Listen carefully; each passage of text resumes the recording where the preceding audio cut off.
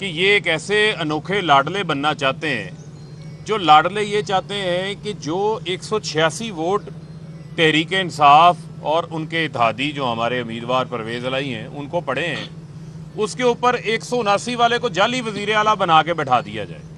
کیوں بنا کے بٹھا دیا جائے؟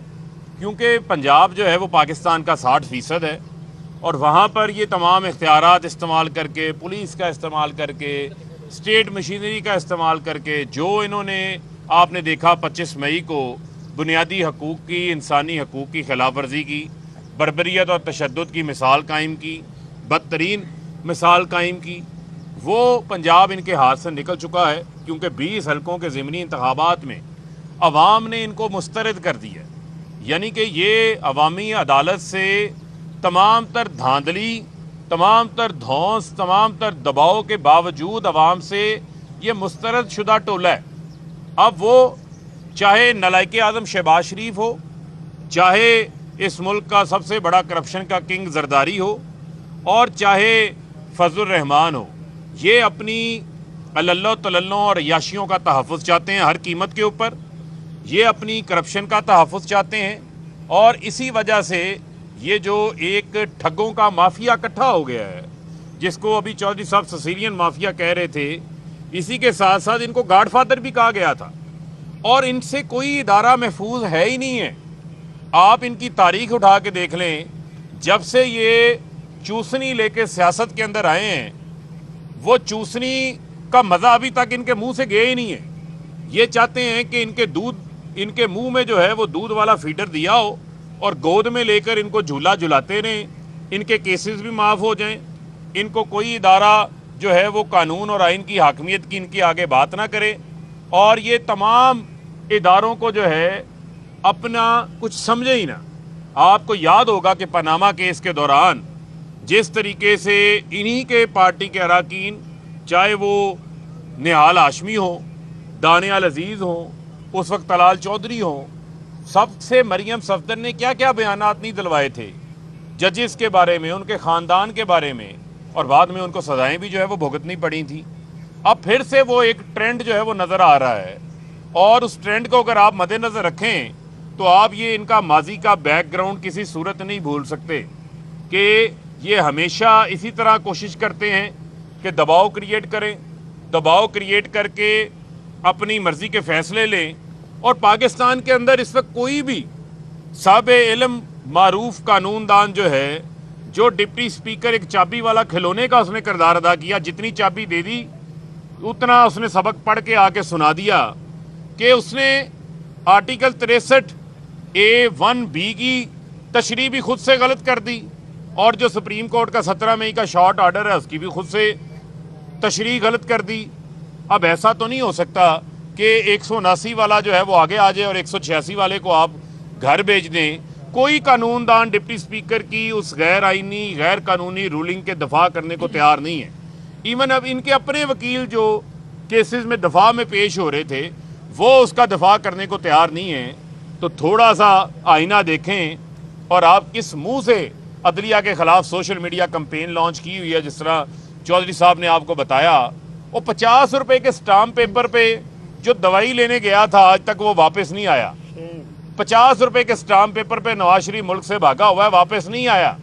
3 سال سے تو مریم صفدر جو ہے وہ 60 سال کی سزا ہوئی، لندن محلات جو ایون فیلڈ کے ہیں اس کے اوپر ضمانت کے اوپر ہیں، اور سرکاری پروٹوکول لے کے پھر رہی ہیں، سرکاری میڈیا کوریج لے کے پھر رہی ہیں۔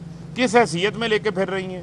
2 سال شہباز شریف FIA کے کیس میں، یہاں سائیکل چور کی ضمانت نہیں ہوتی، 2 سال شہباز شریف بری ضمانت پہ رہتے ہیں۔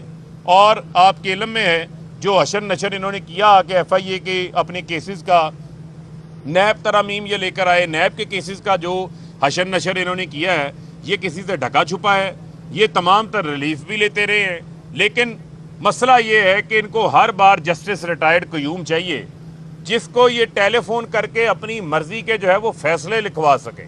اب یہ نہیں ہو سکتا۔ یہاں پاکستان کی عوام جاگ رہی ہے، سب سے بڑی پاکستان کے اندر جو فیصلہ کن فورس ہے وہ پاکستان کی عوام ہے۔ یہ 17 جولائی کو جو ہے وہ ثابت ہو چکا ہے۔ اب یہ نہیں ہو سکتا کہ آپ کہیں آئین کو بھی سائیڈ پہ کر دو، कानून को भी साइड पे कर दो, क्योंकि हमजा शहबाज को जो है वो अचकन पहन के और शेरवानी पहनने का बहुत शौक है, और आइन और कानून को साइड पे करके उसका ये शौक पूरा कर दो, तो ये शौक पूरा नहीं हो सकता। वो शौक पूरा करना है तो ब्राइडल फैशन वीक के अंदर जाके जो है वो अपना शौक पूरा कर ले। सब ये सॉफ्ट इंटरवेंशन की बात हो रही है, तो अगर कुछ ऐसा होता है तो आप लोग एक्सेप्ट करेंगे? देखिए जी, इस वक्त तक तो ऐसी कोई बात नहीं है, ना ही कोई जो है वो अप्रोच की गई, लेकिन देखिए आम इंतखाबात की तरफ बढ़ना है, उसके लिए बातचीत होना तो ज़रूरी है। और जो कि जिस तरह मैंने आपको अर्ज़ किया कि इलेक्शन कमीशन की तश्कील नौ जो है वो हमारा एक बुनियादी एक मुतालबा है आम इंतखाबात से पहले, और हम चाहते हैं कि उसकी तरफ जो है बातचीत जो है वो हो। अगर इस तरह की कोई बातचीत का अमल शुरू होता है तो उसको देखेंगे। फवाद चौधरी साहब, ये बताइए, क्या आपने चौधरी शुजात साहब को कॉल की? अगर कॉल की तो उसमें क्या बात? हाँ, ये उन्होंने कॉल की, कुश्ती कर लें या हाँ, तो शुजात साहब ने कॉल की थी। उन्होंने कहा कि आपने कहा मेरी सेहत ख़राब है, तो आप बताएं मुझे किससे कुश्ती करनी है। सब हमजा की अच्छा, ये काबीना वो हलफ उठाने जा रही है, तो आपकी नज़र में ये कोई तौहीन अदालत? जी मैंने यही कहा है कि कल का जो सुप्रीम कोर्ट का ऑर्डर है उसको 2 दफ़ा इन्होंने उसकी तौहीन की, फ्लाउट किया। पहले इन्होंने जो है वो जो डिप्टी स्पीकर को बुलाया गया वो पेश नहीं हुआ, और फिर उसके बाद आज फिर आईजी चेंज कर दिया गया। फिर आज जो है वो इन्होंने 41 रुकनी काबीना ने हलफ उठाया, जो कि ये तमाम जो चीज़ें हैं ये आइन के ये जो जजमेंट है सुप्रीम कोर्ट की उसके बिल्कुल ख़िलाफ़ है, और हमें उम्मीद है सुप्रीम कोर्ट इसके ऊपर कंटेम्प्ट प्रोसीडिंग शुरू करेगी। और जो 41 अरकान जिन्होंने हलफ लिया है वो भी सुप्रीम कोर्ट के हुक्म के जो उन्होंने उसकी खिलाफ वर्जी की है उनके खिलाफ भी इनकी नाअहली की कार्रवाई शुरू होनी चाहिए। फवाद साहब, ये बताइएगा कि एक तो मौजूदा एक धुंध नज़र आ रही है सारे मुल्क के अवाम को कि सियासी धुंध छाई हुई है, ये कब तक छटेगी? और दूसरा ये बताएं, कोई एमरजेंसी की बातें हो रही, कोई दूसरी बातें, आप कब देख रहे हैं इलेक्शन? और मौजूदा इलेक्शन कमीशन ने आपको इलेक्शन कबूल है? देखें, वो तो इमरान खान पहले ही कह चुके हैं, मौजूदा इलेक्शन कमीशन जो है वो इंतखाब कराने का अहल नहीं है। नया इलेक्शन कमीशन जो है वो बनना चाहिए। धुंध कोई भी नहीं है, एक धुंध जाली बनाई गई है जो हम चाहते हैं दूर हो, और आम इंतखाबात का जो ही ऐलान होगा आपको नज़र आएगा कि मुल्क में इस्तेहकाम जो है वो आ रहा है। अगर इंतखाबात होते हैं और चीफ इलेक्शन कमिश्नर यही होता है तो फिर आप क्या कहेंगे? हम पहले ही बता चुके हैं कि इस इलेक्शन कमिश्नर के तहत इलेक्शन नहीं होता। सीनियर जज ने वो बिल्कुल दुरुस्त था, उसकी वजह यह है कि ये इन्होंने देखें क्या हुआ। मरियम नवाज का जब केस शुरू, मरियम नवाज ने कहा हमारे पास वीडियोज़ हैं, उससे पहले मलक क़यूम की रिकॉर्डिंग जो है वो आपके सामने है, उसके बाद इन्होंने सुप्रीम कोर्ट के ऊपर हमला किया वो आपके सामने है। फिर रफ़ीक तारड़ नाम की एक शख्सियत हुआ करते थे, उन्होंने कोयटा बेंच में जाके जजों को बाकायदा ख़रीदारी की, और उस वक़्त के चीफ जस्टिस सजाद अली शाह ने अपने इंटरव्यू में उसका बरमला इजहार किया। उसके बाद ये जो अभी जज था राशिद, उसको इन्होंने रिलीज़ करवाई, एहतसाब का जो जज था। और अब बार बार बताया जा रहा है कि हमारे पास और वीडियोज़ जो हैं वो भी मौजूद हैं।